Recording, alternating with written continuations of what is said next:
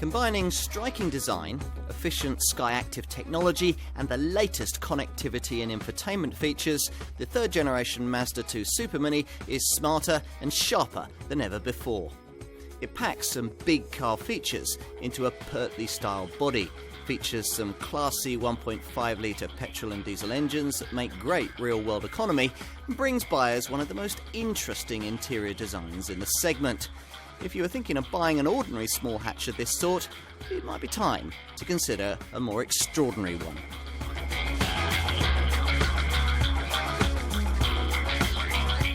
Mazda likes to think of itself as a car maker that defies convention. That's something relatively easy to do with a niche sports car like their MX-5, or maybe even with a small crossover like their CX-3. Achieving that objective with a volume Supermini, though, is a much harder thing. Yet that's exactly what this third generation Mazda 2 sets out to do. This car, we're told, really does offer something distinctly different from its Corsa class rivals in terms of design, engineering and high-tech equipment, all areas we're going to explore in detail here. I'm going to start, though, by talking of something far more fundamental. The way that this is very much Mazda's own car. I should explain that its two predecessors weren't, both Fiesta-based and both created at a time when the Hiroshima brand depended very much on Ford underpinnings for the design of its family models. In some ways that was good. The old second generation version of this model we first saw back in 2007 was sharp and enjoyable to drive, just like a Fiesta. What it lacked was the polish and class common to the really premium offerings in this segment, cars like Volkswagen's Polo, maybe even Audi's A1. Ideally, what was needed going forward was for that old vitality to be matched with more upmarket quality. Freed from the shackles of Ford influence, the design team behind this Mark III model aimed to deliver just that. It's a difficult thing to do. Premium quality usually means extra weight, which is why before this car arrived in the spring of 2015, Supermini buyers could either have something that felt upmarket, like a Polo, or something that felt fun and sporty, like a Fiesta. Conventionally, you can't combine these two virtues, but a brand prepared to defy convention might shatter this status quo. That's why this Mazda 2 is so much lighter than most of its competitors. It's why its Skyactiv engineering doesn't follow its rivals' obsession with downsized turbocharged engines. It's why its approach to space efficiency is almost unique. And it's why it introduces dynamic and safety-orientated technology to this segment that previously was restricted to much larger cars. Sounds promising, doesn't it? Time to put this car to the test.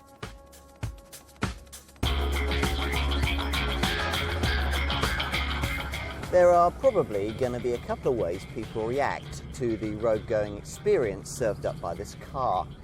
Those familiar with the previous second-generation Mazda 2 model will probably find this Mark III version to be a little more mature and comfort-orientated in comparison. Come to this Supermini with experience limited to something else in this segment, though, and you'll probably feel it to be quite sporty. The Mazda 2 always has been. Now, I mention this difference in perspective to highlight the way the brand has sought to evolve this Supermini in Mark III guise. The Fiesta underpinnings its predecessors had to use historically both helped and hindered this model line's progress in the small car sector. On one hand, that chassis imbued the 2 with a reputation for agile sportiness. But on the other, it could do little to help it achieve the kind of big car feel needed for progress at the premium end of this segment. It all meant that when at last Mazda was able to design its own Supermini completely from scratch and create its own chassis for this third generation version, a difficult balance of virtues was needed.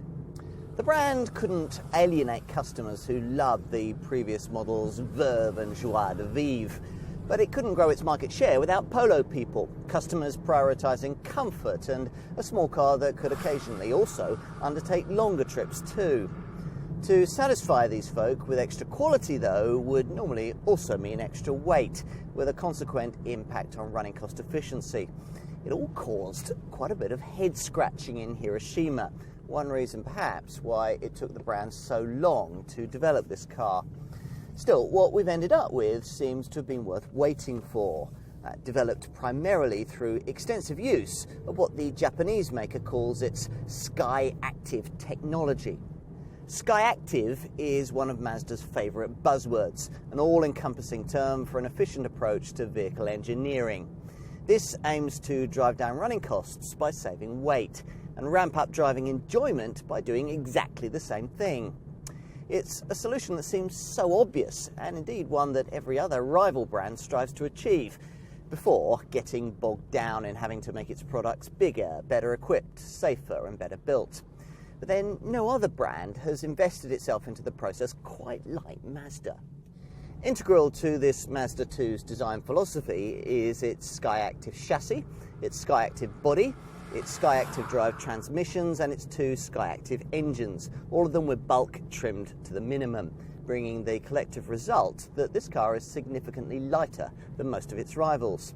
As a result, it'll accelerate more quickly, stop more sharply, corner more keenly, the suspension will be able to do its job more effectively, and you won't be exacting such a huge demand on brakes, transmission and tyres.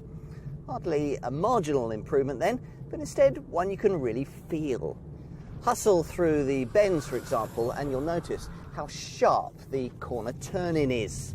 Though it's rather disappointing to then find that when you take the car up on its invitation and try and throw it around a little, there's nothing like the feedback through the electric power steering that this car's predecessor used to give. Still, the compensatory gains this time round are many.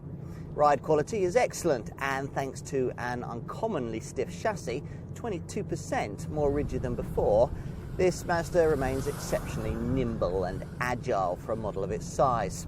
It's nippy round town too, an environment where you appreciate the ease with which you can park this car and its tight 4.7 metre turning circle.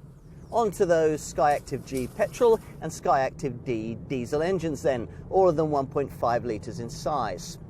On these shores, the vast majority of buyers will choose the petrol option, which is deliberately old school in its configuration, offering 4 cylinders and normal aspiration in an age where most rivals are switching to downsized 3-cylinder turbo units. But don't mistake old school for being old hat. These Skyactiv G engines, the G stands for gasoline, are anything but, and some of the engineering is very impressive, primarily when it comes to the 14:1 compression ratio, one of the highest ever recorded for a mass-produced petrol-powered passenger vehicle. That gives you greater pulling power at low speeds and better engine efficiency. I'm putting the technology to the test with the pokiest petrol version here, a 115 PS unit that's able to deliver more performance than almost anything you'll get in this class that doesn't claim to be some kind of junior hot hatch. If you're quick with the slightly notchy but satisfying Mazda MX-5 sports car style 6-speed manual gearbox, you'll find 62 miles an hour to be 8.7 seconds away from rest en route to 124 miles an hour. Most customers, though, will choose this Skyactiv G unit in its more efficient 90 PS state of tune. Here you get the choice of a 5-speed stick shift or a 6-speed automatic. Swap the cogs yourself and you'll find this car still satisfyingly perky, making the 62 mile an hour benchmark in 9.4 seconds on the way to 114 miles an hour. To give you some perspective, that's a couple of seconds quicker than most comparably powerful supermini rivals can manage. Choose this variant at all costs over the slower and less efficient entry-level 75 PS model, which is really only there as a price leader and takes nearly 3 seconds longer to manage the 62 mile an hour sprint.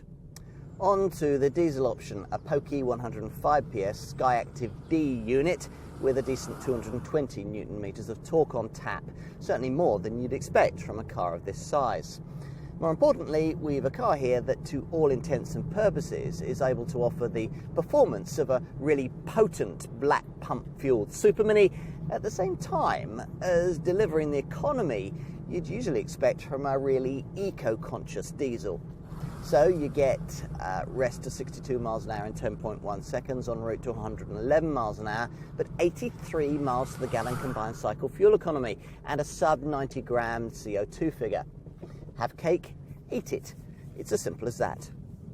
I'll finish though back where I started, with that development need to make this car feel that bit more grown up, that bit more solid, safe and premium.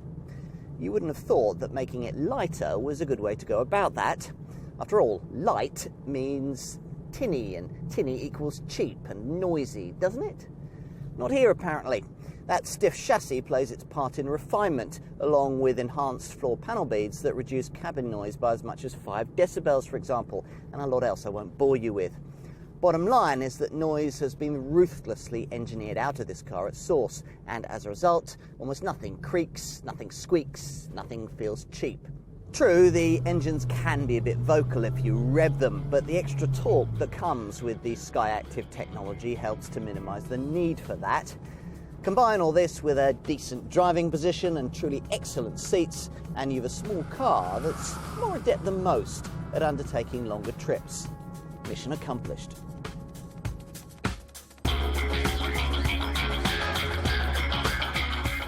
In designing this car, Mazda's development team contemplated what the competition was doing and then did something completely different. Most modern superminis, they noticed, were being designed to look bigger and roomier than they actually were through the simple trick of moving these front A-pillars forward. It's a quick way to make the cabin look bigger, but an illusion that'll disappoint once you take a seat inside if the car in question sits on underpinnings that are very little different from those of its predecessor. The third generation Mazda 2, its development team decided, wouldn't be like that. What if those A-pillars could be moved 80mm backwards, yet at the same time the car itself could be made 140mm longer with 80mm of extra wheelbase? Wouldn't the resulting shape look sporty and compact, yet disguise as much practicality as a car in this class might ever need? It was a great concept, and it's been completed with a rather artful interpretation of the Kodo soul of motion design theme that inspired the Hazumi concept version of this car, and which for some time now Mazda's been rolling out across its model range. This is perhaps most evident here at the front, where this prominent three-dimensional grille is linked to Predator-style headlights by these chromed wings that pass through the lamps, on this top version lit by jewel-like LEDs, on a contour that continues down the side of the body. Follow this swage line in profile and you'll see it joined by 2 others. An upper crease that ends at the horizontal rear combination tail lights, and this lower crease there to give a bit of shape to the flanks. Perhaps most notable though is the length of the bonnet.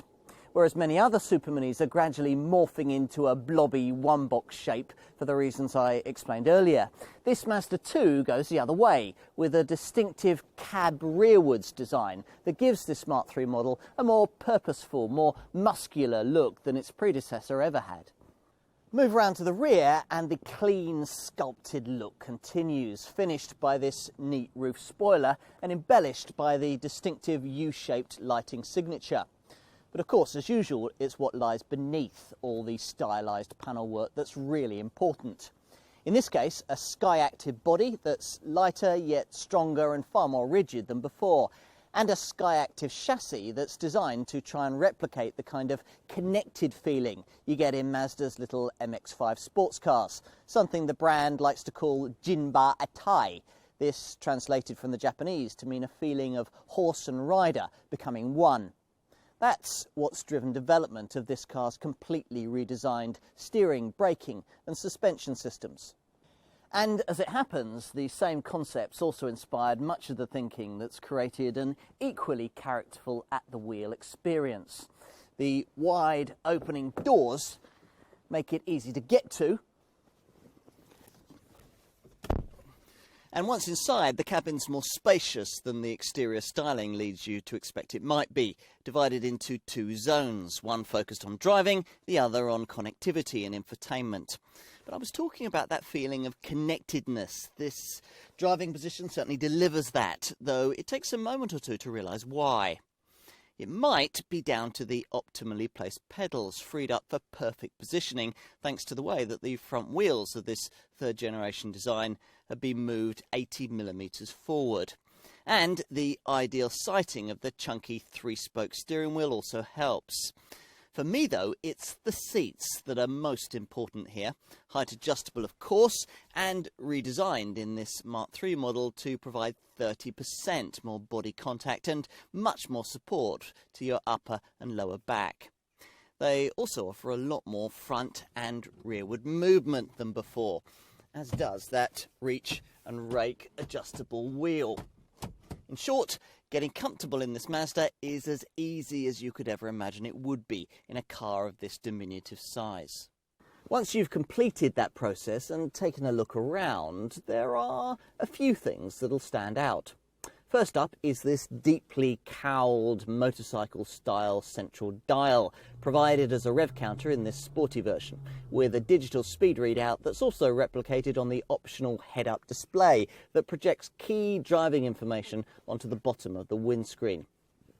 Now, the whole instrument layout is all so neat and uncluttered that you initially wonder what might be missing, before realising that actually nothing really is. The other defining interior feature lies not in what's included, but in what's missing. There's no centre stack dividing the front of the cabin, so no mid-mounted display screen or stereo system where you'd expect to find it here in the middle of the dash. That infotainment display, where provided above base trim level, has been resighted onto the very top of the fascia, where it's placed more precisely into your field of vision. Other brands are starting to offer displays of this sort in cars of this class, but they all rely primarily on fiddly touchscreen functionality. This MZD Connect setup can work like that too, and also features voice control. In practice though, you won't want to be jabbing away at it or trying to figure out the linguaphonic wizardry, as it's much easier to simply operate the thing with the silver rotary multimedia commander controller that you'll find just behind the gear stick.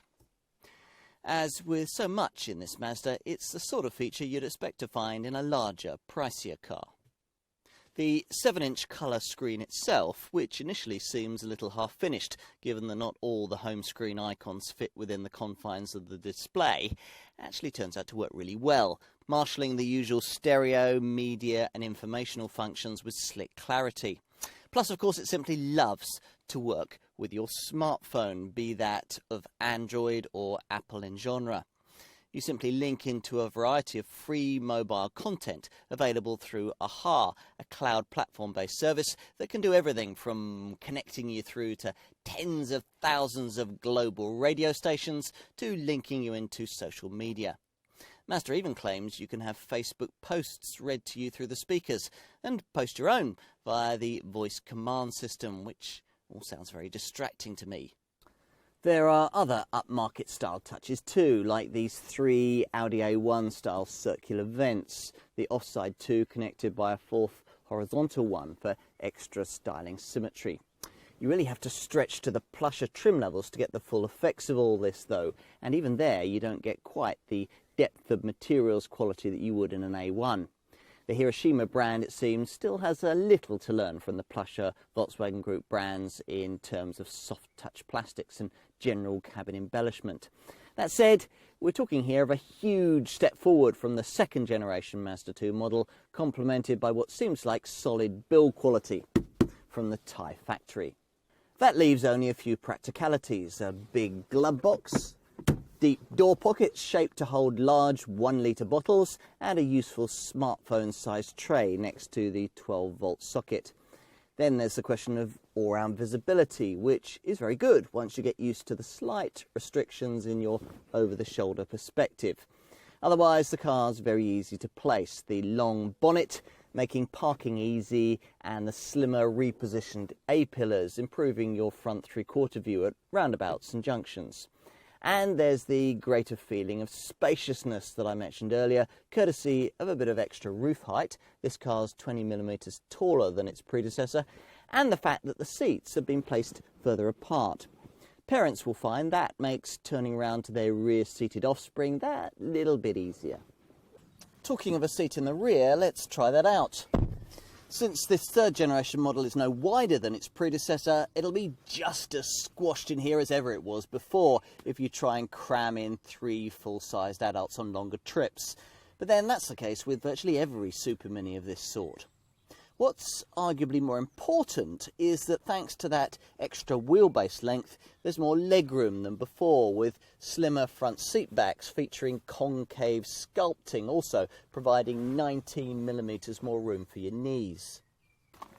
Out back, that extra body length has released a little extra boot space. The trunk capacity up 30 litres to a 280 litre total. That's about the same as you get from most rivals, though a little down on boxier contenders like Skoda's Fabia and Hyundai's i20.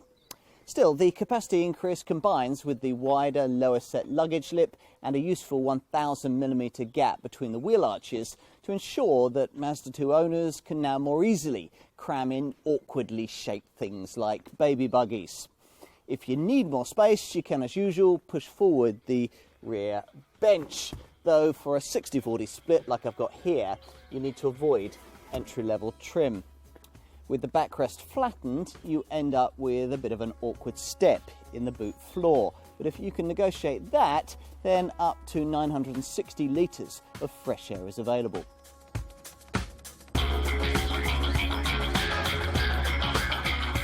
Mazda 2 pricing sits in the £12,000 to £17,500 bracket, based around a single 5-door body style. Over 90% of buyers will choose one of the 3 1.5-litre Skyactiv G petrol models, and they probably won't spend very long selecting between them. The entry-level 75 PS unit's rather feeble, while the pokiest 115 PS engine I'm trying here is quite expensive, as it only comes in top-spec trim. That leaves the 90 PS 1.5-litre petrol derivative as the compromise choice. It's worth its extra model-for-model premium of £1,000 over the base unit, and is the only power plant in the range that gives you the option of automatic transmission for an extra £1,200. Those few Mazda 2 buyers wanting the Skyactiv D diesel version must find a £2,000 premium over the equivalent 1.5-litre 90 PS petrol model, which means that to fuel from the black pump in this car, you'll need to be budgeting from around £16,000. On to the value proposition all of that represents. How does this Mazda 2 work in the whole scheme of things when it comes to mainstream supermini pricing? Pretty well, actually. In terms of quality and technology, it's the kind of car you'd pay a bit more for in this segment. Certainly in its development, Mazda's target wasn't to take on the bargain brands, and the result is that to own one of these, you'd probably have to find a model-for-model premium of between £1,000 and £1,500 over the sort of sum that you'd pay for something quite cheap in this sector, like a Kia Rio or a Hyundai i20. What Mazda hasn't done here, though, is try to overreach itself and make this car as pricey as, say, a Volkswagen Polo or a Honda Jazz. It sells for the kind of money that can match and sometimes undercut mainstream bestsellers like Corsas and Fiestas. Can I be specific? Well, let's take the volume 1.5 90 PS petrol Mazda 2 as an example. The engine in this car is virtually as efficient as the high-tech 1-litre turbo units you get in a Corsa or a Fiesta, yet offers significantly more performance and lists at a price that will save you £700 to £800 over those two models. It also undercuts other direct rivals that claim to emphasise modern efficiency, cars like Peugeot's 208 1.2 PureTech E VTI 82 and Renault's Clio 1.2 TCE, while even more severely humbling them against the stopwatch. In fact, it's hard to think of a directly comparable alternative in this segment that can match the performance of this 90 PS petrol-powered Mazda 2. Maybe Skoda's comparably priced Fabia 1.2 TSI? But then that car needs 110 PS to do it, which is why it'll cost you a little more to run. It's sobering to think that a Volkswagen Polo fitted with that same 1.2-litre TSI engine would cost you around £17,000. If you're one of the relatively few potential buyers looking at a Mazda 2 Skyactiv D diesel, you might decide that the facts in its favour are equally compelling. The bad news is that it only comes in one potent 105 PS state of tune. So if you're seeking a really affordable diesel-powered supermini, then look elsewhere. If you're in search of a powerful blend of performance and frugality, though, there's not much to touch it. For one of these, you don't pay much more than you would for a feebly performing eco-special diesel supermini, and you get the same kinds of returns. Combined cycle fuel economy in the 80s, sub 90 grams per kilometre of CO2 and so on. Yet at the same time, you also get the kind of 10-second 0 to 62 mile an hour acceleration that would normally be reserved for a less efficient and much more expensive performance-orientated diesel in this class.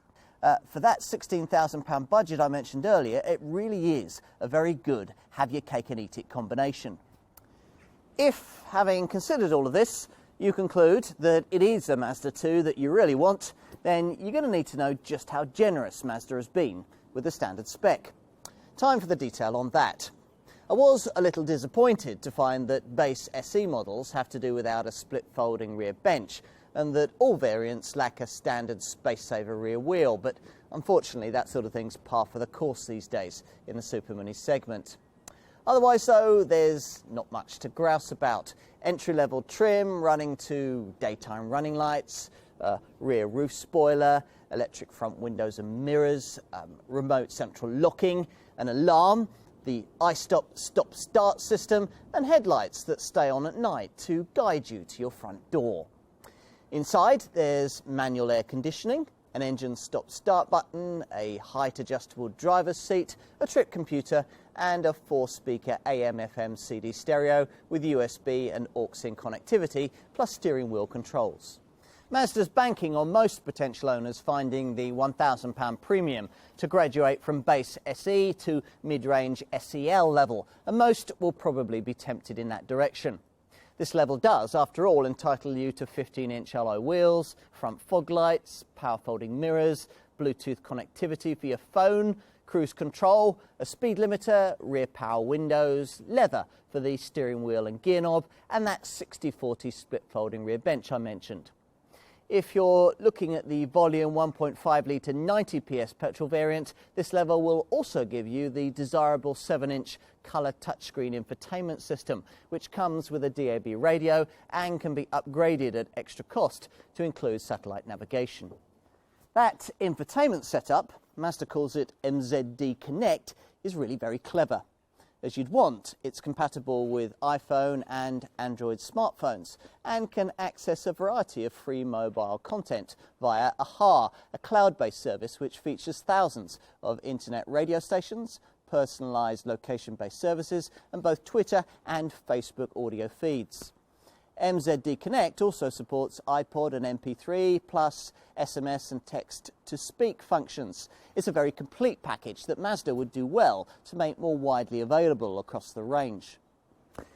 As for the real extra cost equipment niceties, well, I've got plenty of them on this top sport model, which includes a number of features that you'll find can be specified onto lesser models from the options list. Things like larger 16-inch alloy wheels, privacy glass, auto headlamps and wipers, climate control, a better quality 6-speaker stereo, and a keyless entry and start system. This top 115 PS petrol sport variant also includes piercing LEDs for the daytime running lights and headlamps. On to safety and this car's class-leading iActiv Sense range of active safety technology features. Take the SCBS Smart City Brake Support system. At low speeds of up to 18 miles an hour, this scans the road ahead as you drive for potential collision hazards. If one is detected, you'll be warned. If you don't respond or aren't able to, the brakes will automatically be applied to decrease the severity of any resulting accident. We've seen this sort of thing before on a few other superminis, but usually only as an expensive option. Here, providing you avoid the entry-level variant, it's standard, along with a lane departure warning system to stop dozy drivers from veering out of their lanes on the highway. You can also choose to pay extra for electronic safety features you simply wouldn't expect to be able to have on this class of car. For example, there's a tightly priced package that delivers 4 key features that many other supermini makers are still thinking about. Things like a head-up display, Mazda calls it an active driving display, that projects key driving information onto the bottom of the windscreen so that you don't have to take your eyes off the road. Then there's a high beam control system that'll automatically dip your headlights for you in the face of oncoming traffic at night. A rear cross traffic alert system that monitors your blind spots for you when you're reversing out of a space. And a blind spot monitoring setup that, on the move, stops you from dangerously pulling out to overtake in front of another car. A useful thing to have here, since the over-the-shoulder visibility in this Mazda is a little restricted. As for more conventional safety features, well, let's start with the passive stuff. All models get ISOFIX child seat fastenings along with a pedestrian-friendly bonnet and bumper, plus twin front, side and curtain airbags. As for the basic electronic active elements, well, that tally runs to DSC dynamic stability control, a TCS traction control system and an ABS braking setup with EBA emergency brake assist for panic stops that'll be advertised to following motorists by an ESS emergency stop signalling feature that automatically flashes your hazard lights when you slam on the anchors. There's also a tyre pressure monitoring system and an HHA hill hold assist setup that stops the car from drifting backwards on uphill junctions.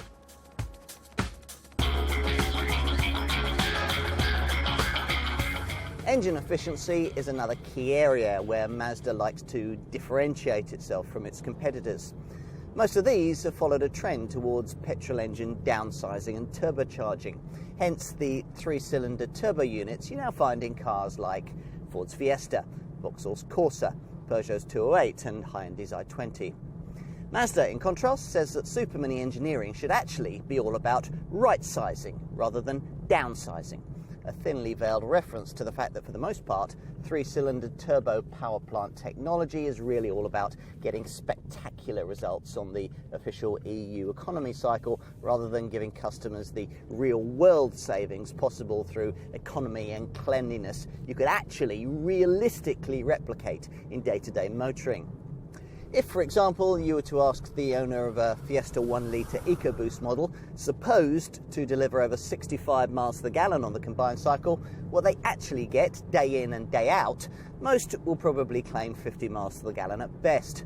That's not nearly so impressive, which is precisely the point Mazda is trying to make. That's why the Hiroshima brand wants to pursue a more honest approach that involves focusing on getting more from conventional petrol and diesel power plants rather than developing completely new ones. The company bases its development around what it calls Skyactiv technology, a program aimed not only at improving the efficiency of engines and transmissions, but crucially also focusing on lightweight design. This vitally important aspect has seen the engineers pore over this model in intricate detail, removing unnecessary bulk wherever they could find it. As a result, the Euro 6 engines, the gearbox and the chassis are all significantly lighter than before, leading to a minimum curb weight that can be as little as 970 kilograms, enough to make this one of the very lightest contenders in its class. To give you some perspective, that figure makes this car around 85 kilograms. That's the weight of an ordinary adult, lighter than a directly comparable Fiesta or Volkswagen Polo. So, how has Mazda been able to do this when so many other brands have tried and failed to achieve meaningful weight reductions from their mainstream models? A key answer comes with the company's claim of class-leadingly high compression ratios for both Skyactiv G petrol and Skyactiv D diesel engines, the petrol unit indeed rivaling a Formula 1 car in this respect. Now, that didn't mean much to me when I first read it, and it probably won't mean much to you either, so I better explain. A higher compression ratio means the engine has less in the way of mechanical stress. This allows lighter weight materials to be used in building the thing, which in turn means that the finished vehicle will need less energy to move through the air. And no energy at all, of course, when it comes to a temporary stop, say at the lights or in traffic. For at that point, in this Mazda's case, an I-stop engine stop-start system, the fastest reacting setup of its kind on the market, will cut in, reducing fuel consumption by up to 10% all on its own. You'll be saving more energy under braking too than you would be in a comparable rival, thanks to Mazda's i-eLoop brake regeneration system. The name designates an intelligent energy loop setup that's able to harvest and then reuse significantly more energy than comparable systems. Added to that, there are slippery aerodynamics and an opportunity for the person behind the wheel to do their bit too, if they're prepared to keep an eye on the dash-mounted gear shift indicator. Models fitted with an infotainment screen also get a neat eco section as part of that display, there to give real-time feedback on driving efficiency. But enough on the technology, let's cut to the chase. What does it all mean when it comes to the bottom line? Essentially this, that a Mazda 2 will provide you with sprightlier performance than virtually all its direct rivals, yet at the same time equal or better the efficiency of almost any comparably powerful supermini competitor you care to name. To give you an example, the volume Skyactiv G 1.5 litre 90 PS petrol variant will deliver 62.8 miles to the gallon on the combined cycle and 105 grams per kilometre of CO2. That's a return getting you to within a few percentage points of a rival 1 litre turbocharged Ford Fiesta or Vauxhall Corsa, and these are noisier cars that take 2 seconds or more longer to get from rest to 62 miles an hour. Sounds promising, doesn't it? Inevitably though, when it comes to petrol-powered Mazda 2 ownership, there are a few efficiency caveats I need to acquaint you with. The first of these is quite predictable. Equip your 1.5 litre 90 PS Mazda 2 with the optional Skyactiv Drive 6-speed automatic gearbox and your running costs will increase a little. Official figures suggest that the combined cycle fuel figure will rise to 58.9 miles to the gallon, while the CO2 reading increases to 112 grams per kilometre. That's enough to put the car up another tax band. The other slightly more surprising issue relates to the entry-level 75 PS version of the same Skyactiv G petrol engine. This feebler unit should really have been positioned as the eco headliner in the range, complete with silly eco-conscious badging and sub 100 grams per kilometre emissions. In fact, the opposite is true. It's actually thirstier and dirtier than the 90 PS unit, managing only 60.1 miles to the gallon on the combined cycle and 110 grams per kilometre. One to avoid, I think. At the other end of the petrol lineup, the top 115 PS 1.5 litre petrol model I'm trying here manages 56.5 miles to the gallon and emits 117 grams per kilometre, which is quite acceptable given the performance that it offers. On to diesel power. Mazda hasn't bothered providing us with a really feeble black pump fueled version of this car. In other words, an engine with the kind of 75, 80 or 90 PS output you'd get from rivals. Arguably, the company doesn't need to, given that the single, pokey 105 PS 1.5 litre Skyactiv D variant it does offer manages an eye-catching 83.1 miles to the gallon on the combined cycle and 89 grams per kilometre of CO2. And this, remember, is the ordinary standard model, not one with silly wheel trims, skinny tyres and green-friendly branding. Superminis of that sort, say Ford's Fiesta TDCi eKinetic, Vauxhall's Corsa CDTi EcoFlex, or Skoda's Fabia TDI Greenline, are only fractionally cheaper to run, yet can take nearly 30% longer to accelerate to a meaningful speed. For me, a Skyactiv D diesel-powered Mazda 2 makes much more sense, if you can justify its cost, and stands as a very competitive package for the right kind of buyer. Normally in these films, we hesitate to recommend superminis that fuel from the black pump because in real-life ownership, the savings they offer take too many miles to recoup. This one, though, could be an exception to that rule. What else? Insurance groupings are slightly higher than the norm in this segment, but are nothing to lose too much sleep over. Whether you go for the volume 1.5 litre Skyactiv G 90 PS petrol model or the Skyactiv D 1.5 litre diesel, you'll be looking at ratings of between 15 and 16E. The only variation comes if you opt for the base 75 PS petrol model, that's Group 13E, or go for this top 115 PS petrol variant, that's Group 19E. As for peace of mind, well, given the reliability of Mazda products, you'd have thought the company might have wanted to improve upon its usual 3-year, 60,000 mile package and take on the Korean brands. Not so. That familiar standard warranty remains in place for this car. Still, the cover provided does continue to include 3 years of European roadside assistance.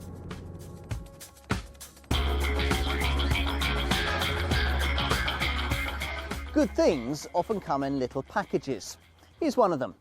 It's a small car that's been developed with an extraordinarily large amount of care and as a result is a class act. No other rival offers a better all-round blend of performance and efficiency. Plus, this third generation Mazda 2 delivers smart looks, reasonable pricing and an interestingly styled cabin offering premium segment features and some lovely quality touches. Is it as much fun to drive as its predecessor? No, it isn't. But with that said, I'd still suggest this to be one of the more agile and enjoyable superminis you can buy, and one that at the same time manages to be now quieter and better to ride in than it ever was before. Add to that the advantages I've already touched upon, namely that it's virtually as cheap to run as the very best of its mainstream rivals, yet is quicker off the mark than nearly all of them, and you have to conclude that Mazda's Skyactiv technology really does seem to work. Of course, it has its limits. The entry-level 75 PS petrol version of this car is rather underwhelming. Otherwise though, it's hard to find fault, and whether you go for either of the pokier Skyactiv G petrol units or the impressive Skyactiv D diesel, it's really impossible to go too far wrong. The bottom line is that if you thought all superminis were the same, it's well worth trying one of these. Life, you might find, is full of surprises.